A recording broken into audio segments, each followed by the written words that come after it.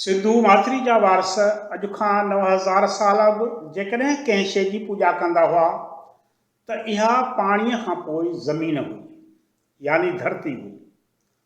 आख़िरकार हिन तहज़ीब जा वारस धरतीअ जी पूॼा छो कंदा हुआ?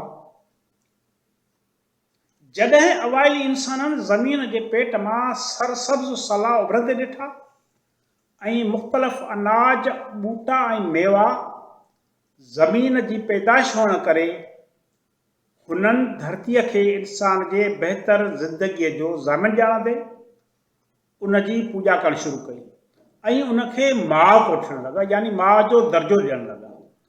छो जो औरत माउ ऐं धरती ॿई तख़लीक़ कंदड़ शयूं हुयूं। जॾहिं औरत नंढड़ा गुलाब जहिड़ा चेहरा पैदा पई करे सघे त ॿिए तरफ़ धरतीअ जे सीने मां मुख़्तलिफ़ सोन वर्ना संग ऐं ॻाढ़ा सावा ॿूटा उभरनि पिया ऐं उतां फ़सुल जनम वठनि पिया। उन करे इंसान जे मन में उन ॿिन्ही शयुनि सां मुहबत करणु अणटर ॻाल्हि हुई। इन करे हिननि जो अक़ीदो हो त आसमान खे ऐं सितारनि ॾे छो ॾिसूं, उन धरतीअ जी धूड़ छो न चुमूं जेका असांजे ॿहिरीं ज़िंदगी ज़ामिन आहे।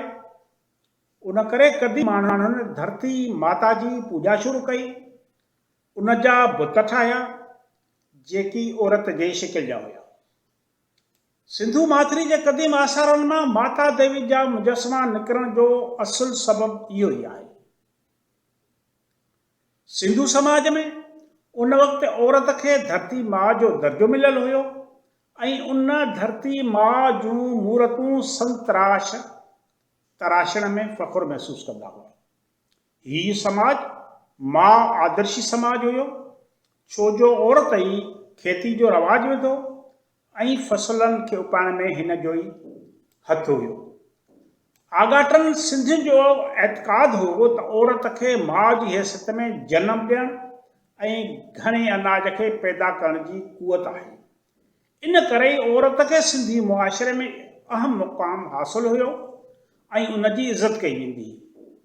जॾहिं फ़सलुनि जी कटाई थींदी हुई त औरत ई फ़सुल लुणण जी शुरूआति कंदी हुई ऐं अनाज जे कटाई जा जुलूस या महफ़िलुनि जी सरवाणी पिणु औरत कंदी हुई।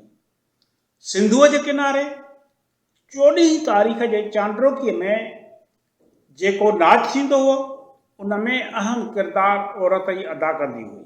महिरबानी।